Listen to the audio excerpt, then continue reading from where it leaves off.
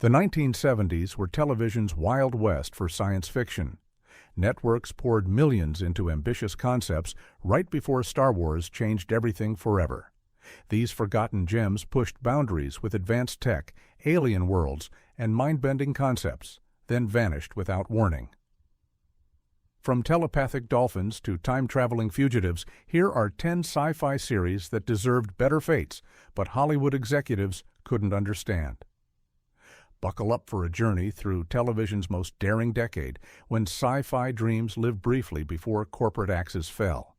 The Starlost, 1973. Imagine a generation ship the size of a small country with thousands of isolated communities unaware they're even on a spaceship. That's The Starlost, a Canadian production so ambitious that legendary sci-fi writer Harlan Ellison created it, then demanded his name be removed when executives butchered his vision. The premise was pure genius. Survivors of Earth aboard a massive ark with different biospheres, each containing isolated human communities completely unaware they're traveling through deep space.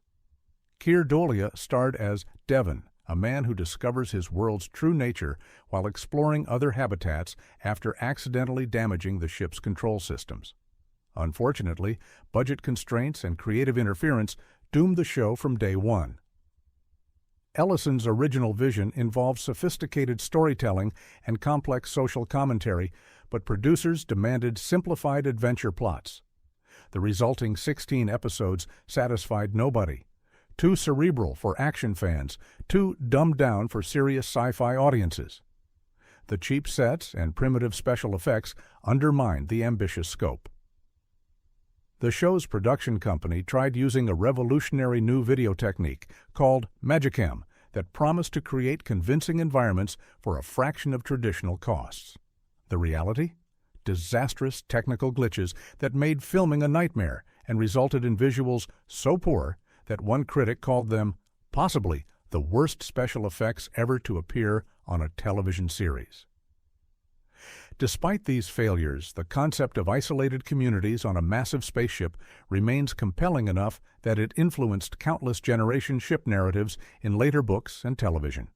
Writers like Gene Wolfe and TV shows like Ascension borrowed elements from the Starlost's premise. Ellison later published his original script as Phoenix Without Ashes, showing what might have been if executives hadn't interfered. Today, with proper CGI and streaming budgets, a remake could finally realize Ellison's full vision. Planet of the Apes TV series, 1974. You won't believe what CBS did to the most successful sci-fi franchise of the early 70s. CBS tried capitalizing on the blockbuster film series with this live-action show following astronauts Verdon and Burke trapped in the ape-dominated future. Ron Harper and James Naughton starred as the human fugitives with Roddy McDowall reprising his role as the sympathetic chimpanzee Galen. Despite decent ratings, the show only managed 14 episodes before being canceled due to production costs that would make your jaw drop. The ape makeup alone took hours to apply for multiple actors per episode, with each costume costing thousands. Lead actors arrived at 4:30 a.m. for 5-hour makeup sessions before filming could even begin. Every episode required extensive location shooting that strained CBS's budget beyond breaking point.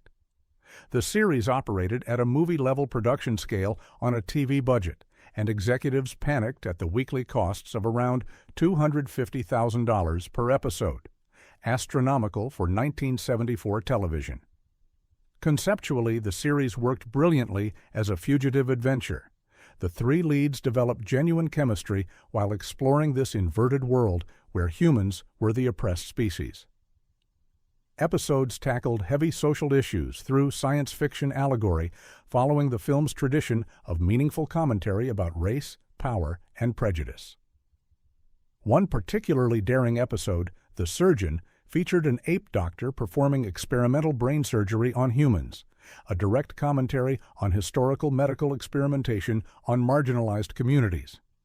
The network pushed back against such explicit social commentary, demanding more action and less philosophy, creating tension with the creative team. The show's cancellation disappointed fans and led directly to the animated Return to the Planet of the Apes. While the TV show couldn't match the film's philosophical depth, it maintained the franchise's core themes and proved the concept's enduring appeal decades before the modern reboots. Ironically, the cost-prohibitive makeup effects that killed the show won an Emmy Award for Outstanding Achievement, a bittersweet recognition of excellence that bankrupted the production. The Fantastic Journey, 1977. What happens when you mix Lost with The Twilight Zone? NBC's mysterious island adventure predated Lost by decades, following diverse travelers trapped in the Bermuda Triangle on an island containing different time zones and parallel dimensions. The premise allowed for historical adventures, futuristic encounters, and supernatural mysteries within a single series. Roddy McDowall starred as the mysterious Jonathan Willoway, guiding fellow survivors through temporal anomalies. Each week brought encounters with different civilizations, from ancient Atlanteans to far future societies. The writing team included legendary Star Trek writers D.C. Fontana and David Gerrold, giving the show a pedigree that should have guaranteed success. The show lasted only 10 episodes, canceled due to confused network executives who couldn't categorize the genre-blending format. Was it adventure, science fiction, fantasy, historical drama? The show's ambitious scope proved too complex for 1970s television programming structures. NBC executives famously complained that they couldn't explain the show in a 30-second commercial, showing how marketing concerns often trump creative merit. Production values varied wildly from episode to episode, with some featuring impressive practical effects, while others looked embarrassingly cheap. The writing ranged from genuinely clever to painfully derivative, suggesting a series still finding its identity when the axe fell. Behind-the-scenes chaos didn't help. Characters were added and dropped without explanation, and the show's premise was repeatedly revised mid-season.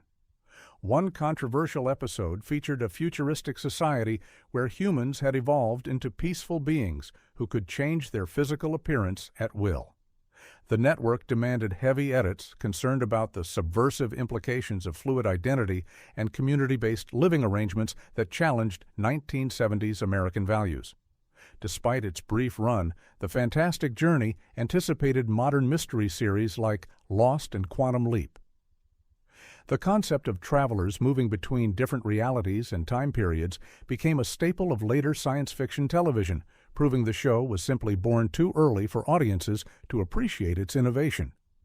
Fan campaigns to revive the series continued for years, with letter-writing efforts that predated modern social media revival efforts. Quark, 1978. Buck Henry, the comedy genius behind Get Smart and The Graduate, created this brilliant Star Wars parody just 1 year after Lucas's space opera conquered Hollywood. Richard Benjamin starred as Adam Quark, commander of a garbage scow in the United Galactic Sanitation Patrol, dealing with cosmic waste disposal and bureaucratic absurdity. The show's humor was surprisingly sophisticated for its time, satirizing both sci-fi tropes and contemporary social issues. Quark's crew included a cowardly robot named Andy, identical twin lieutenants Betty the Mur and Betty the Second, one good, one evil, and Jean Jane, a transmute with male and female personas who constantly switched between them.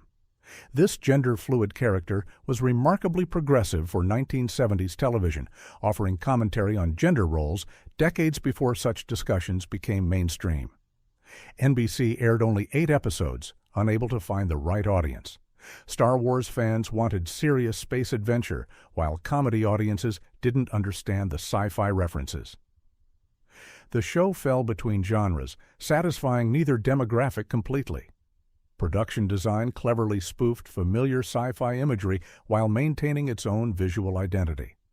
The garbage scow looked appropriately unglamorous, while costumes and sets parodied everything from Star Trek to Buck Rogers. The network didn't help matters by constantly shuffling the show's time slot, making it impossible for the small but dedicated audience to follow it. Critics were divided, some calling it brilliant satire, while others dismissed it as juvenile nonsense. One memorable episode featured Quark encountering space vampires who turned out to be misunderstood energy beings, a clever subversion of Monster of the Week formulas common in serious sci-fi shows. The most mind-blowing fact? Andy Warhol reportedly called it his favorite TV show, recognizing its avant-garde approach to genre parody decades before it became common.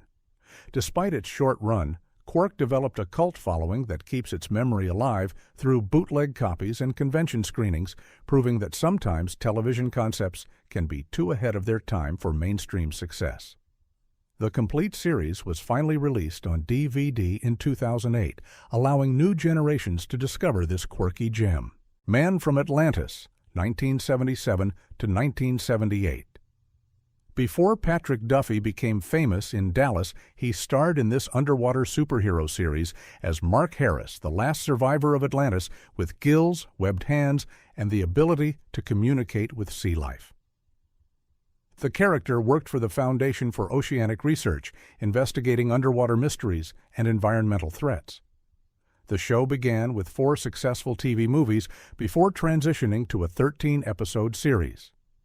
Duffy's unique swimming style, an undulating dolphin-like motion he created himself, became the character's signature visual element.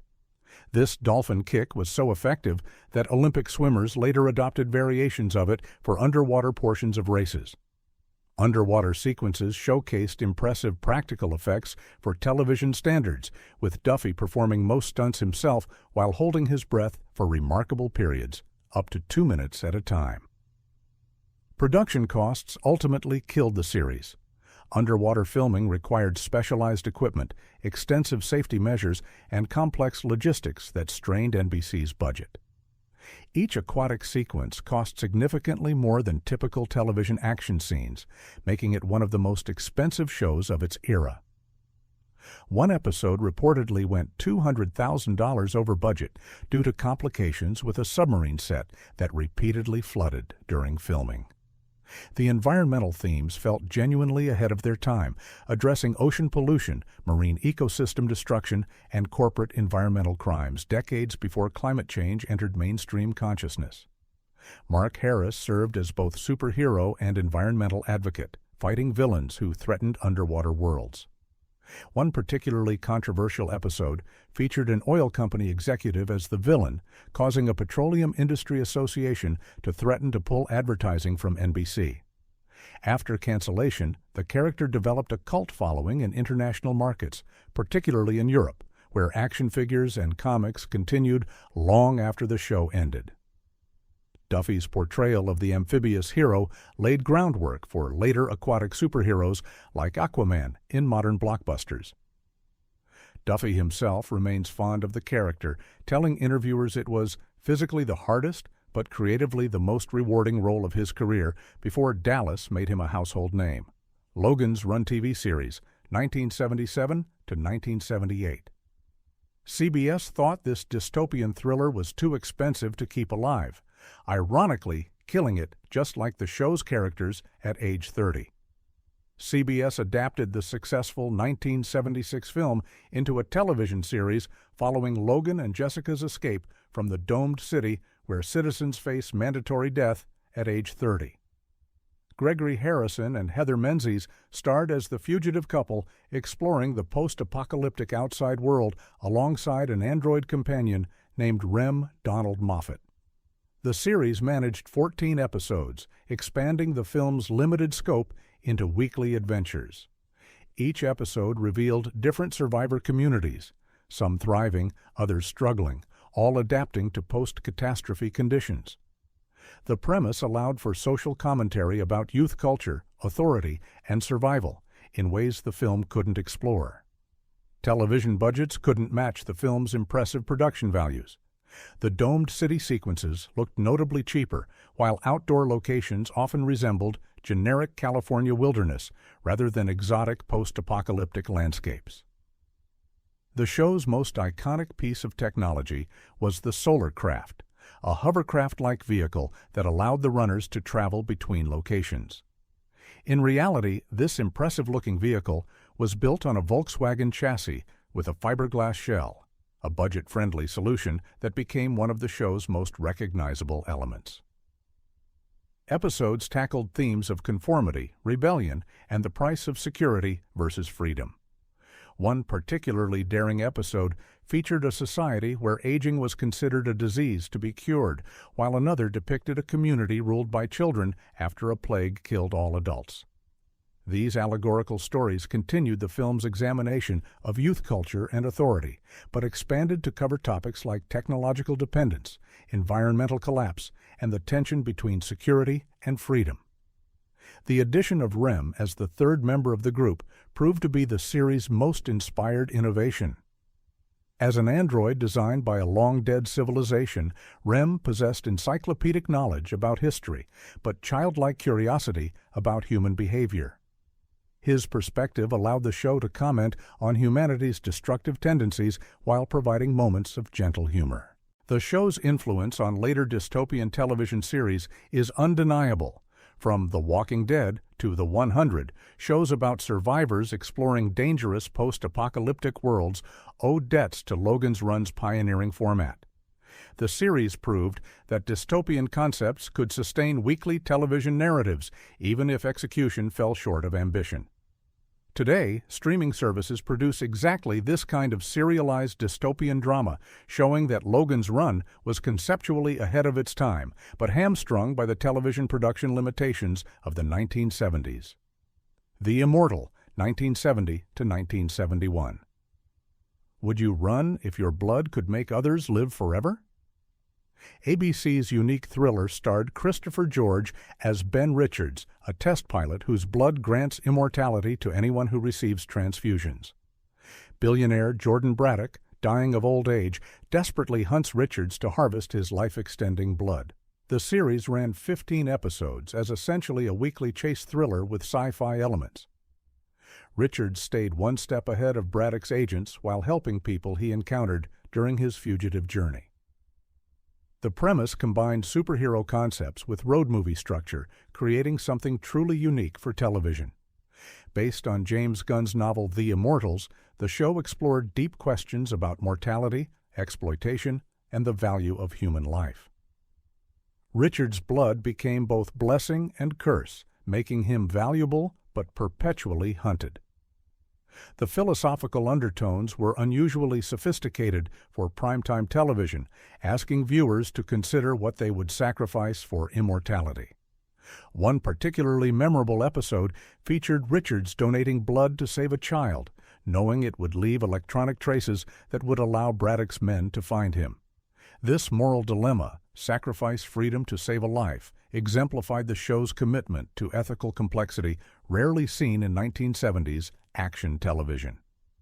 Production values remained consistently solid with good location photography and convincing action sequences. George brought appropriate world weariness to his essentially tragic character, a man who could live forever but couldn't stay anywhere safely.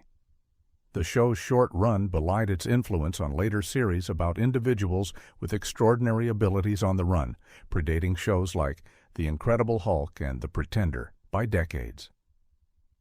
Critics at the time praised the show's unique premise and George's performance, but audiences weren't ready for its blend of action and existential questions about immortality. ABC shuffled its time slot repeatedly, making it difficult for viewers to follow the series. A letter-writing campaign attempted to save the show, but network executives had already made their decision, believing the concept too limited for long-term success. A judgment that seemed short-sighted given the later popularity of similar fugitive with special abilities shows. The Phoenix, 1978. Almost completely forgotten today, The Phoenix starred Judson Scott as Bennu, an extraterrestrial being with advanced mental and physical abilities who awakens from suspended animation after thousands of years. Ancient astronaut theorists would love this show. Bennu was part of an alien race that visited Earth in ancient times and influenced Egyptian civilization. The show blended archaeology with science fiction as Bennu searched for his alien partner while evading government agents who wanted to capture and study him. His special abilities included telepathy, telekinesis, and healing powers, which he used to help people he encountered during his journey. The show's mythology suggested that ancient Egyptian gods were actually members of Bennu's advanced alien species. Despite an intriguing premise that anticipated later success of shows like Stargate, The Phoenix lasted only 4 episodes before NBC pulled the plug. The network had originally committed to a full season, but changed course after disappointing initial ratings. Production challenges plagued the show.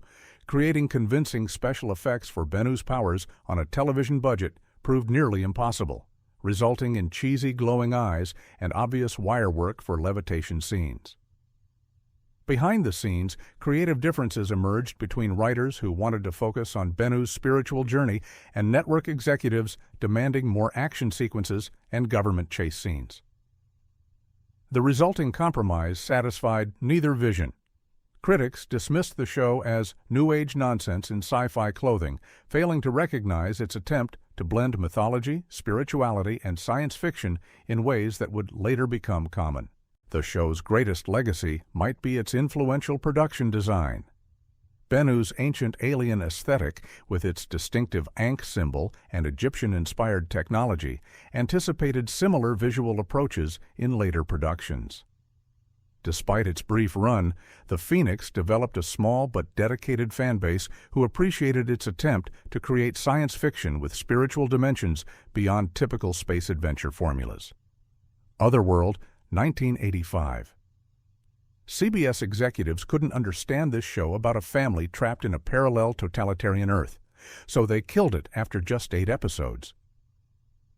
This short-lived series followed the Sterling family who accidentally pass through a portal at an Egyptian pyramid and find themselves in a parallel Earth called Otherworld.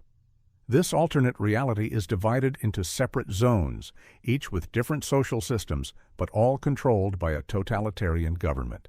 The family becomes fugitives when they acquire a valuable object that could help them return home. The show cleverly used its premise to explore different types of dystopian societies each week. One zone enforced rigid gender roles, another was ruled by children, and a third used mind-control technology to maintain order. This anthology-like structure allowed writers to create social commentary about various aspects of modern society through science fiction allegory. Sam Groom and Gretchen Corbett starred as the parents trying to keep their family together while evading Church, a relentless Zone Trooper commander pursuing them across Otherworld. Jonathan Banks played Church with menacing intensity, creating one of television's most underrated villains. Production design created a distinctive visual style despite budget limitations. Otherworld looked like contemporary America, but with subtle differences. Altered architecture, different technology, and reimagined social structures.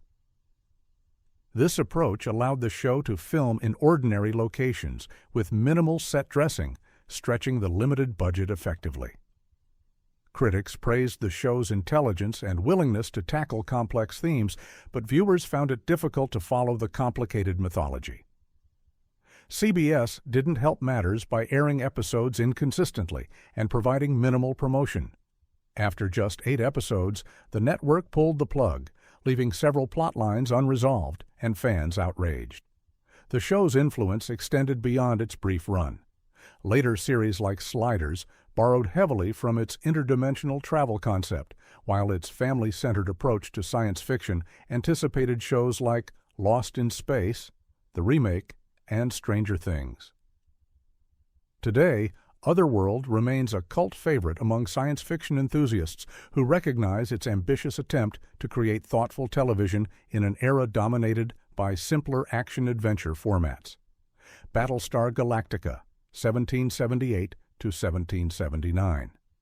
Wait, how is this legendary show on a list of forgotten series? Because the original Battlestar Galactica was actually canceled after just 1 season despite massive ratings and a huge budget. ABC spent an unprecedented $7 million on the 3-hour pilot alone, equivalent to over $30 million today, making it the most expensive television episode ever produced at that time. Created in the wake of Star Wars' success, Battlestar Galactica followed the last survivors of human civilization aboard a massive military vessel and its ragtag fleet of civilian ships. Pursued by the robotic Cylons who had destroyed their home planets, these refugees sought the legendary 13th colony, a planet called Earth. Lorne Greene starred as Commander Adama, with Richard Hatch and Dirk Benedict as hotshot pilots Apollo and Starbuck. The show featured groundbreaking special effects that rivaled theatrical films, with detailed model work and space battle sequences that set new standards for television science fiction. Despite strong initial ratings, viewership declined as the season progressed. ABC executives, alarmed by the show's enormous production costs, about $1 million per episode, decided to cancel it after just 24 episodes. The decision sparked massive fan protests and one of the largest letter-writing campaigns in television history. Thousands of viewers sent letters, telegrams, and even mechanical parts to ABC headquarters, demanding the show's return. The network partially relented, creating a lower-budget sequel series called Galactica 1980 that lasted only 10 episodes and is widely considered inferior to the original. The true Battlestar Galactica wouldn't return until 2003, when a reimagined version became one of the most acclaimed science fiction series of all time. What makes the original series cancellation truly baffling is that it was actually performing well in the ratings, consistently in the top 20 shows. However, ABC had projected even higher numbers based on the massive investment, and anything less than spectacular viewership was considered a failure. This exemplifies how network expectations often doom ambitious science fiction shows regardless of their actual performance or cultural impact. Today, the original Battlestar Galactica is recognized as a pioneering work that pushed television science fiction toward more sophisticated storytelling and cinematic production values, paving the way for future space epics despite its premature cancellation. These shows were too ambitious for their time, but their influence lives on in modern science fiction. Would Logans Run thrive in today's streaming era? Could the Star Lost be reimagined with modern CGI and proper funding? Was Battlestar Galactica's cancellation the biggest mistake in sci-fi TV history? The truth is, these shows died not because audiences rejected them, but because executives couldn't see past next quarter's profits to recognize true innovation. Drop your thoughts in the comments about which canceled 70s sci-fi series deserved another season, and don't forget to subscribe for more classic TV discoveries that Hollywood tried to bury but couldn't keep down forever.